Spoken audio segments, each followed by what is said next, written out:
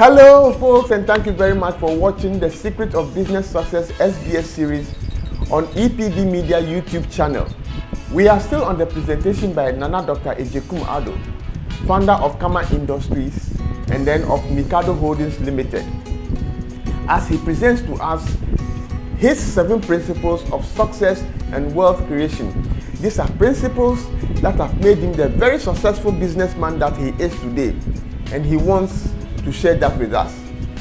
He started with the principle of honesty and reliability, hard work, don't spend it all, invest it, and now he is on principle number 5, don't forget your history. The question is, what has your history got to do with your success and wealth creation? Well, let's go and listen to Dr. Addo as he gives us the linkage to that. In the meantime, I just want to encourage you to subscribe to this channel right now. Subscription is free. It won't cost you anything. Just click on the red subscription button below, click on the notification bell, select all, and that's it.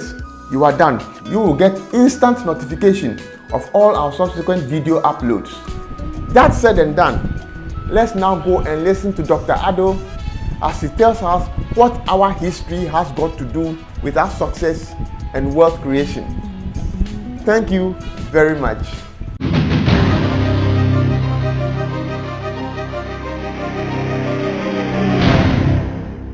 At that age when you were born, you were nobody. You were so vulnerable, and your parents did everything to protect you to come to where you are. Why do you forget about them? Why do you forget? Now, if you want to be a wealthy person and you start following these principles, the 7 principles, don't forget your history means that you are the very person who decided to be wealthy. Why then have you decided not to be a reliable person? Now you've made it, so you are tired, you don't want to go to work, so you are start trying to be lazy. The workers will take undue advantage of your absence and will bring your company down. If you don't forget your history, you'll be a reliable person, you'll work hard, the culture of savings will still be in you, you'll still respect your investment, and you'll still continue to grow and grow and grow and grow. Don't forget your history. So crucial. So from my understanding of what you're saying, it's more of if you make money, don't forget who you are or who you were before you made the money. But it does not necessarily contribute to you making the money. Am I getting it right? Well, it contributes in the sense that you don't spend roughly because you know where you are coming from. It guides you. It makes you control. Assuming somebody tries to worry you and quarrel with you, because you remember who you are, where you are coming from, you can let go. You let go of the steam so that you don't enter into litigations. You don't fall into quarrels and fight. And sometimes you may even lose one eye out of the fight. But if you had remembered yourself, you'd have kept your 2 eyes and get your money from your business all right. So it does contribute intensely, because don't forget your history makes you be careful in life. If you think you've made it, you are coming from a good home, so you don't care, so you can do whatever you like, fine.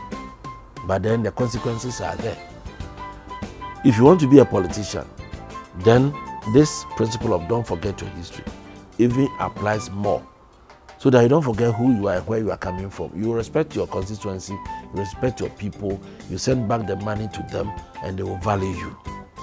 If you want to be a teacher, don't forget your history will make you teach very well, because very soon people will get to know where you were coming from. It makes you stable. It makes you do whatever you want to do well, in an excellent manner, in a kama way. So don't forget your history. It really contributes to your wealth creation. Probably for people like you who came from a very humble background, this might sound all well and good, but for people who have been born in the city, probably born in very affluent circumstances, how can they appropriate this principle? This principle is so important in the sense that if you are coming from an affluent family, and you forget yourself who you are, you make a lot of mistakes. And I know over time you might have heard so many of these boys and girls coming from good homes ending up in jail, ending up killing themselves because they are swollen-headed, they drive recklessly, and they just cause accidents and die prematurely. Those who remember who they are, that they are ordinary, number 1. 2, they are Ghanaians. 3, they come from homes that do not want anything to tarnish the image of the home. That is, you are remembering who you are. You don't want to tarnish the image of your family, your parents. You really set up your own life such that you live a good life. And then the family will have good name all the time. Reputation is at stake. Don't forget your history. Remember who you are. Prince Charles, Prince so, all of them need to remember who they are. Otherwise they mess up. And if you mess up, you mess the whole family. And that's, don't forget your history. Finally, your summary on this principle, sir.